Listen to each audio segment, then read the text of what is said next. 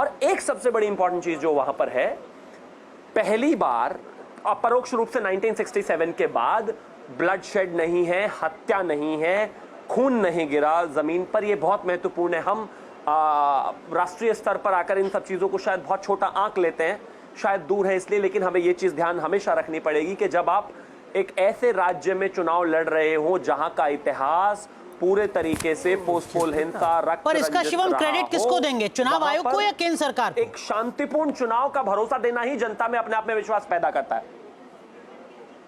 नहीं, बेशक देखिए, दो चीजें हैं। इलेक्शन कमीशन ने सुरक्षा पूरी तरीके से चाक चौबंद करी।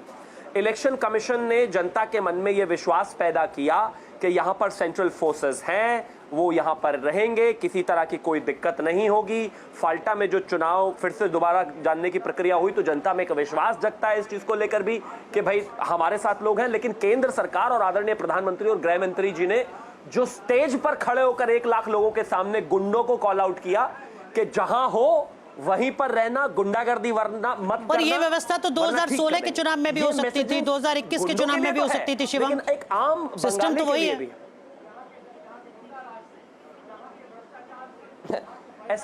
ऐसा नहीं होता। आप सारी दुनिया में अगर हर चीज को प्रीएम्प्ट कर लेंगे तो इस दुनिया में 0% क्राइम हो जाएगा।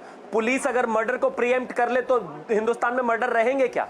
पुलिस अगर चोरी को प्रीएम्प्ट कर ले तो चोरी रहेगी क्या? लेकिन ऐसा नहीं होता। आप प्लान करते हैं, प्लान में लूप होल्स होते हैं, कुछ आप चीजें कवर नहीं कर पाते हैं, फिर एक घटना होती है, लेकिन फिर जिम्मेदारी आपकी बनती है कि वो रिपीट दोबारा ना हो। तो 2016 हुआ, 2021 हुआ, 21 में भी हमें लगा कि बेहतर स्थिति में हमने चुनाव कराया इलेक्शन कमीशन ने, लेकिन फिर बाद में पता चला कि नहीं, जितना किया उतना काफी नहीं है और सुधार की आवश्यकता है, जनता को और भरोसा दिलाने की आवश्यकता है, तभी लोग बाहर निकलेंगे। आज 21वीं सदी में भी अगर फाल्टा जैसी जगह में लोग जाकर ये कह रहे हैं कि आप वोट मत करना वरना आपका बलात्कार कर देंगे, आपको मार देंगे, पीट देंगे, और जनता खुलकर सड़क पर आ रही है, इससे ज्यादा दुर्भाग्यपूर्ण कुछ नहीं हो सकता। मैं मानता हूं जनता के मन से वो डर का भाव हटा। शिवम, मैं आपके पास आ रही हूं, इस बात को यहीं से आगे बढ़ाएंगे। आमिर भी इस वक्त हमारे साथ हैं, बीजेपी दफ्तर के बाहर वो मौजूद हैं। आमिर, आप जरा वहां पर बताइएगा क्या तस्वीरें, फिर मुझे एनके सिंह सर से सवाल लेना है।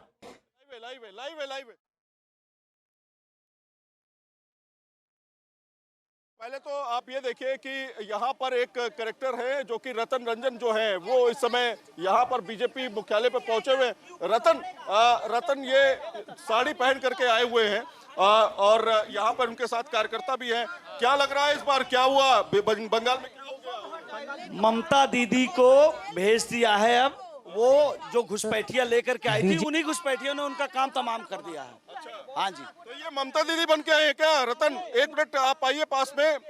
वो ममता का काम जो है तमाम हो गया है। हमारे सनातनी वहाँ के जाग चुके थे, इसलिए जो है ममता दीदी का समय गया, अब वहाँ पे सनातनियों का समय है। जय हिंद, जय भारत। मुस्लिमों का जो तुष्टीकरण किया था ममता ने, 30% का पोलराइजेशन उन्होंने किया, 30% का पोलराइजेशन। ये देखिए ममता के भेष पे है, ममता के तस्वीरें आप दिखाते रहिए, मैं आपके पास आऊंगी। रतन रंजन जो कि झालमुड़ी के साथ पहन के आए हैं, और ये देखिए अच्छा, ये देख लीजिए झालमुड़ी 10 का ममता के भेष पे यहाँ पे पहुंचे हैं। क्या कहना चाहोगे आप? उड़ी बाबा हमारा झालमुड़ी खाया है मोदी जी। ममता के भेष में आए हो? हमारा तीखा लग रहा है, बहुत तीखा है, बहुत। रतन रंजन है, पॉलिटिकल सटायर है। उड़ी बाबा उधर बीजेपी ज्वाइन करने आ गए क्या ममता के भेष में? हम माफी मांग करने आया है। हम मोदी अमित शाह को इतना डांटा है करके, इतना भला बुरा बोला है, तो हम उसका फॉरगेटिंग मांगने आया है करके। तो बीजेपी मुख्यालय आए हो ना ममता के भेष में, तो आप क्या बीजेपी ज्वाइन कर रहे हैं? बीजेपी ज्वाइन नहीं, हमारा बोला है कि सब घोटाला पता करेगा, जेल करेगा, तो हम इधर बीजेपी का बोला है कि हमको माफ करो। हमारा तो बंगाल का दीदी रहा नहीं, खेला कर दिया है। ममता बनर्जी की साड़ी भी पहनी है इन्होंने, ममता बनर्जी की साड़ी भी पहनी है और झालमुड़ी भी है, और इसको तीखा करने के लिए यहाँ पे आए हैं बीजेपी मुख्यालय। और ये रतन रंजन है, आपने इनको लालू प्रसाद यादव बनते हुए और केजरीवाल बनते हुए बहुत देखा होगा। ये कॉमेडियन है। झालमुड़ी 10 का झालमुड़ी, हम अभी झालमुड़ी झालमुड़ी बेचने के लिए यहाँ पहुंचे हुए। तो इस तरह का माहौल जो है वो पूरी तरीके से यहाँ बीजेपी मुख्यालय पे बना हुआ है, और लोग जो है अब धीरे धीरे जुटना शुरू हो चुके हैं। शाम को प्रधानमंत्री नरेंद्र मोदी के आने का भी प्लान है, ऐसी सूचना मिल रही है। जी आमिर, आप बने रहिएगा, ऐसी तस्वीरें, दिलचस्प तस्वीरें चुनाव में खैर आती रहती हैं सामने। लेकिन एनके सिंह सर, हम ये बात कर रहे थे, राजबिहारी जी आपसे भी इस पर लूंगी, हमने ये तो देखा कि बीजेपी की जो ये जीत हम इस वक्त इन आंकड़ों के लिहाज से देख रहे हैं वो किस फ्यूचर उसका कैसा है, उस पर क्या असर पड़ेगा, लेकिन विपक्ष पर क्या असर पड़ेगा आने वाले समय में? क्योंकि ममता बनर्जी सर वो चेहरा थी, जब हमें वो समय भी याद है कि वो अगवा थी उस महागठबंधन के, जिसको उन्होंने सारे मंच पर नेताओं को वो लेकर आई थी। फिर उन्हें लगा कि उसमें तो आपसी मतभेद इतना है कि चलिए अपना बंगाल संभाल लेती हूं। मतलब अगर कोई चैलेंज कर सकता था बतौर विपक्ष का कोई ऐसा नेता जो उनको उन्हीं के लहजे में जवाब देगा, उन्हीं की तरह से उस रणनीति के साथ काम करेगा, तो वो ममता थी। ममता की अगर हार हो जाती है आज, तो ये पूरे समूचे विपक्ष की क्या इसे हार माना जाए? कमजोर मत बड़ा बड़ा वैलिड और फ्यूचरिस्टिक सवाल है कि आखिर इस समय विपक्ष किस हालत में होगा जी। तो विपक्ष एक अजीब सी जड़ता का शिकार हो गया है। इस हो सकता है कि उसके लिए मोदी जी का एग्रेसिव कैंपेन, अमित शाह का स्ट्रेटेजिक प्लानिंग सब हो, लेकिन एक अजीब सी जड़ता है जो उसको सुषुप्तावस्था में डाल रही है। नतीजा ये हो रहा है कि आप जब भी देखें, जब वो चैलेंजिंग टास्क आते हैं, क्या वजह है कि आज आप एक साथ सर्वाइवल आपका स्टेक पे है। ममता पर कल केस होने जा रहे हैं, अगर ये सत्ता में आते हैं तो यही राज्य सरकार के जो अफसर है जो ममता के साथ थे, अभी देखिएगा ये गाड़ी शुभेंदु अधिकारी के घर की तरफ मुड़ जाएगी, दिलीप घोष के घर की तरफ मुड़ जाएगी, सुरक्षा बढ़ जाएगी, सारे बदल चुके। ये मैंने गवर्नमेंट ऑफ इंडिया में देखा है कि जैसे ही बीजेपी 2004 में हारी, तो वो सारे जो टॉप अफसर थे उनकी गाड़ियां सोनिया गांधी के 10 जनपद पहुंच गई। तो ये आप समझ सकती है कि किस तरह ये अफसर, और उसके बाद क्या होगा, ममता बनर्जी के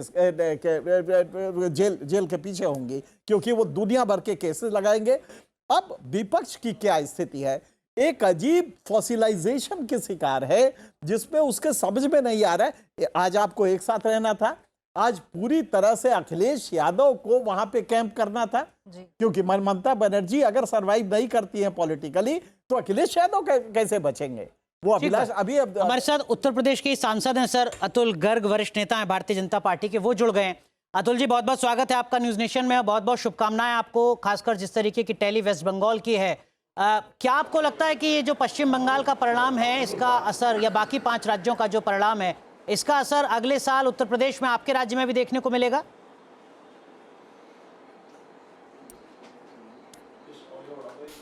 ऐसा है कि पूरे भारत ने ये स्वीकार कर लिया है कि मोदी है तो मुमकिन है, और डबल इंजन की सरकार हर प्रदेश चाहता है।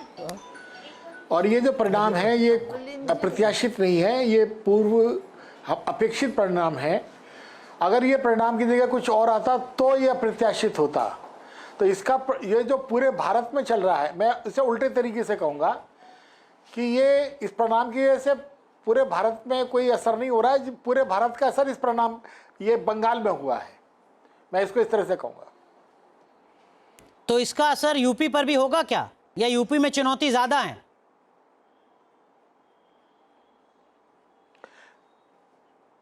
नहीं, यूपी के अंदर जो जिस तरीके से सरकार काम कर रही है, और जो आदत जनता को पड़ गई है सुरक्षित रहने की, बिजली की कोई समस्या यहाँ नहीं है, यहाँ गुंडागर्दी की कोई समस्या नहीं है, यहाँ पर किसी भी तरह का इस समय अपीसमेंट नहीं होता है, और तो इतना अच्छा सुशासन की जो आदत पड़ गई है जनता को, जो तो मुझे लगता नहीं कि ये जनता इसे छोड़ना चाहिए। बिल्कुल। और सबसे बड़ी बात यह है कि अगर जब हम मुद्दों की बात करते हैं ना, ग्राउंड में जब हम मुद्दों की बात करते हैं, तो इस बार ये रहा कि उन कोर मुद्दों तक पहुंचने में क्या आप सफल रहे, और उसी का ये नतीजा है।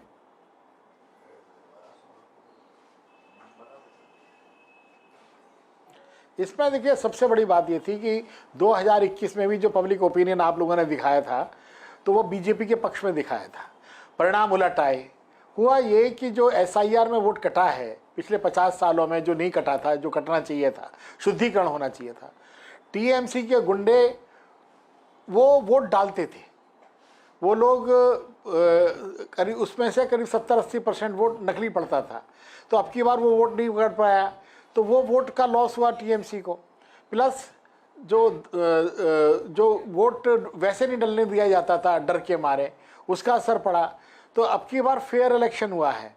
फेयर इलेक्शन, अगर सेम इलेक्शन अगर 2021 में होता तब भी यही परिणाम आते। ये लेकिन अब की बार ये चुनाव आयोग की सतर्कता के कारण और चुनाव आयोग की दृढ़ता के कारण ये हो पाया है।